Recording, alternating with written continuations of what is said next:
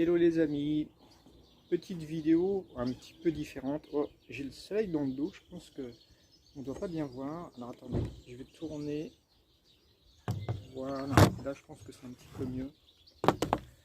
Attendez, je règle ça. Voilà. Vidéo différente, hein, donc maniement différent. Donc oui, cette vidéo qui va avoir un format un petit peu différent. Je me suis posé dans un camping pour le week-end. On est samedi aujourd'hui, donc je reste là samedi et dimanche. J'ai eu un petit souci, donc j'ai besoin de me reposer 2 jours. Donc comme c'était le week-end, j'ai dit allez hop, je vais dans un petit camping que j'ai trouvé pas cher, 12 € par jour, ça va. Donc je vais en profiter pour faire une machine, enfin laver, faire différentes choses. Et puis je répondrai à une question qu'on m'a posée plusieurs fois. Mais qu'est-ce que tu manges? Bien sûr, ça semble intéresser, inquiéter certains abonnés. Ils veulent savoir ce que je mange. Alors je vais vous montrer, enfin vous donner un exemple. Hein, parce que je mange comme tout le monde, il ne faut pas croire. Rien de bien différent. Mais je vais quand même vous montrer ça. Et puis je vous avais dit que je vous montrerai 2-3 spots moches. Bon, j'ai pas vraiment fait beaucoup de vidéos ces temps-ci. J'en ai filmé 1 ou 2, je vais rechercher là, et puis dans le montage, je vais vous les montrer. Dans l'attente, je vais déjà vous montrer mon installation dans ce petit camping. Bon, vous voyez, ça c'est aussi un des avantages en Espagne. Ici, le diesel, il est à 1,27 €, enfin 28. Et en plus, c'est du premium celui-là. Donc on le trouve, ouais, allez, en moyenne entre 1,20 € et 1,30 €. C'est quand même intéressant.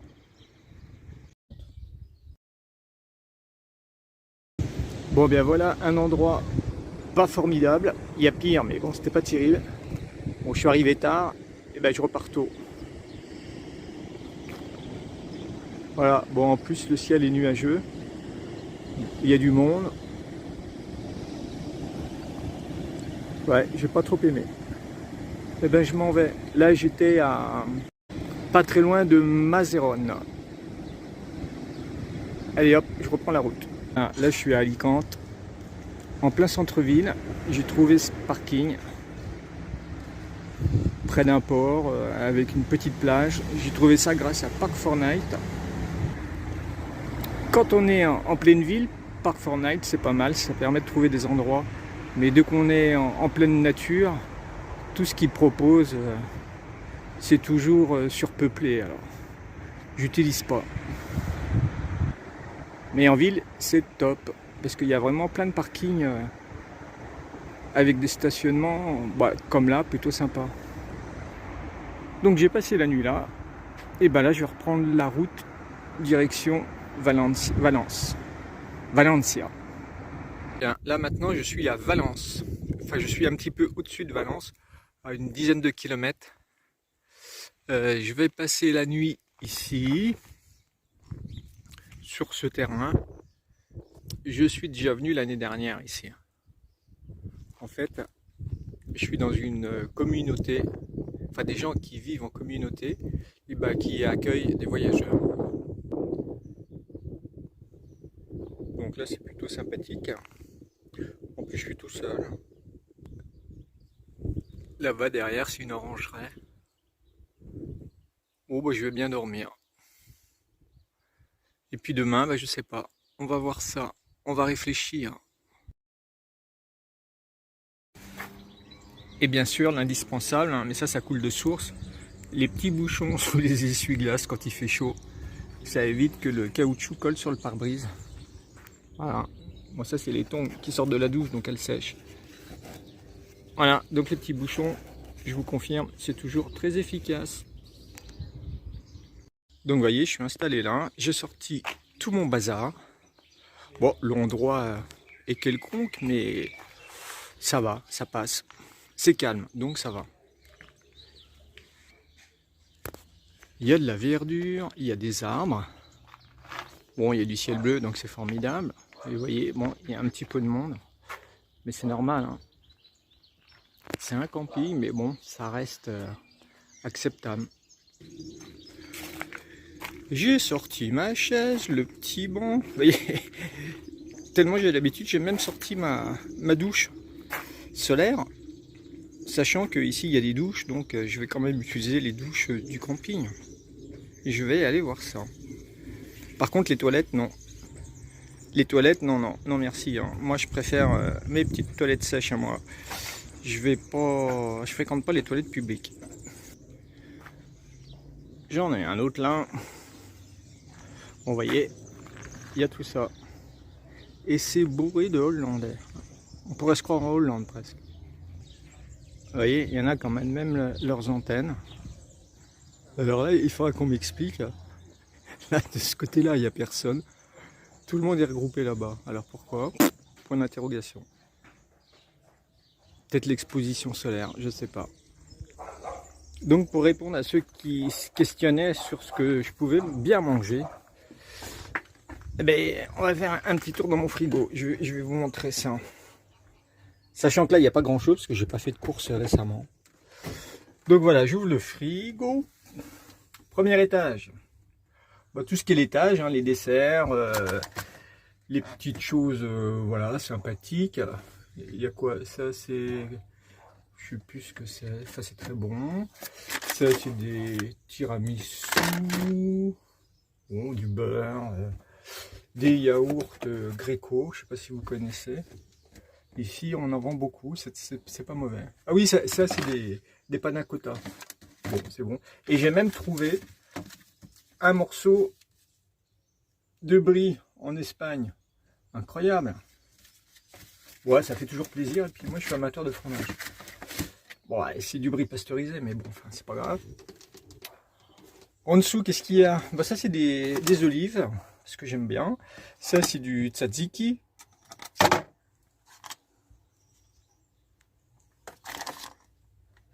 Ça, c'est du houmous pour ceux qui connaissent. Moi, j'adore ça. Ça, c'est ouais, c'est de la viande froide cuite, là. Rôti de porc froid. Là, j'ai quelques pizzas. Enfin, quelques pizzas. Je vous montre. Il y a 2 pizzas. Oups, là. Pizza 4 quesos. Pizza au fromage, 4 fromages.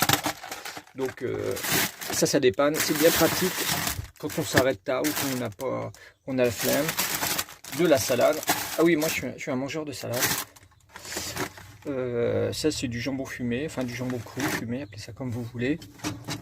De l'eau qui pique. Moi, je préfère l'eau qui pique. Ça, c'est des petites cervezas. Ça, c'est de la cerveza espagnole. Et ça, c'est de la cerveza portugaise. Et la particularité des petites bouteilles comme ça, portugaises, c'est qu'elles font que 20 centilitres. 20 centilitres, pour moi, c'est bien. Bon, lui, il bip parce qu'il est ouvert. Alors, il faut que je le ferme. Ouais, avec ces machines bourrées de technologie, on fait pas ce qu'on veut. Hein. Donc, je vous ai pas montré, mais il y a une partie conservateur dans laquelle bon, je mets des morceaux de viande. Là, j'ai des morceaux de porc qui s'appellent du secreto ici. C'est très bon. Et puis, j'ai du poulet. Bon, là, il en reste plus que 2, enfin 3 parce que j'ai sorti un morceau. Justement, un morceau de secreto. Donc maintenant, vous voyez, je l'ai mis là, il est encore un petit peu rédouille. Donc je vais faire ça ce soir. Bah, je vous montrerai, comme ça bah, vous verrez un petit peu ce que je mange. Bon, bah, bien sûr, des fruits. Hein. J'ai trouvé des pêches qui sont excellentes. Des pêches blanches, hein, bien sûr, les meilleures. Et donc, si je peux utiliser maintenant effectivement ce freezer qui en fait est un petit congélateur, c'est grâce à un de mes abonnés fidèles, je dirais presque ami maintenant, c'est Papy Patrick du Nord, qui m'a dit ce qu'il fallait que je fasse pour que mon frigo soit un petit peu plus efficient. À savoir que dans la tubulure qui se trouve à l'extérieur, il m'a dit il faut que tu donnes des coups de bâton dedans pour enlever les petites bulles d'ammoniac qui se forment. Bah écoutez, je l'ai fait, et bah c'est très efficace. Mon frigo est vraiment beaucoup plus efficient maintenant. Donc le petit conservateur joue vraiment pleinement son rôle, et bah c'est bien pratique parce que vous voyez, ce soir je vais manger ce petit morceau de secreto Donc c'est du porc, je vous montrerai à quoi ça ressemble quand je le ferai cuire. Donc vous voyez, hein, en vadrouille, bah, j'essaye de garder le plus rangé possible parce que sinon c'est vite le bazar là-dedans. Bon, je me suis mis dans un emplacement dans le parking où j'ai personne derrière moi parce que j'ai vraiment horreur de ça. Là je donne sur une espèce de haie quoi, donc ça va. Donc comme ça, si j'ai les portes ouvertes, personne voit et puis je peux laisser les portes ouvertes quand je suis couché, donc ça c'est bien. Par contre devant, effectivement là j'ai un petit peu de bazar hein, parce que je viens de prendre ma douche, bon il faut que je range les fringues et puis bah forcément bah voyez là j'ai un camping-car devant moi, il y en a un autre là-bas, j'en ai un là, cordéo hollandais, vous voyez là-bas c'est un cordéo hollandais, mais ils viennent tous avec leur antenne, c'est quand même incroyable ça. Bon enfin bref. Je suis là, on n'est pas si mal que ça. Je vais passer, là on est samedi, je reste là encore demain, dimanche, et puis après, retour à l'aventure. Donc pour faire cuire le secreto, moi, la première des choses à faire, c'est d'éplucher un oignon. Moi j'aime bien avec un oignon. Donc je vais éplucher cet oignon espagnol, donc c'est un oignon plutôt doux. Donc voilà l'oignon une fois épluché. Maintenant, je vais le couper en lamelles.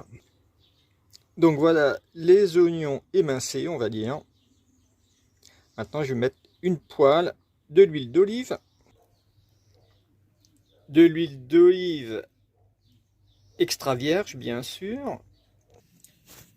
Donc, voyez le secreto, à quoi ça ressemble. C'est ça, c'est une viande assez grasse, mais vraiment hyper goûteuse. Plus il y a de gras, plus c'est goûteux de toute façon. Voilà l'autre côté, qui est un petit peu moins gras peut-être.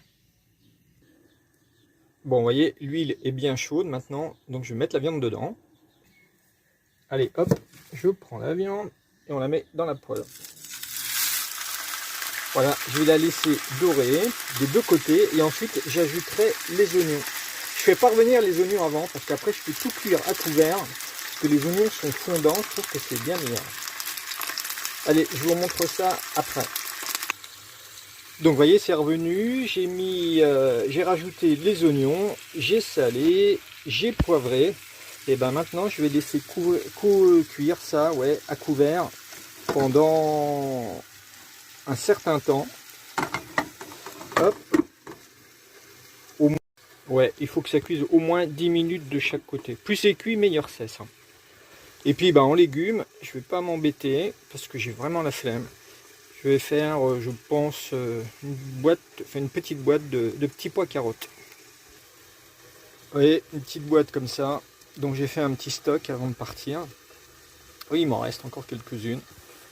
Ouais, ça fait une dose quoi.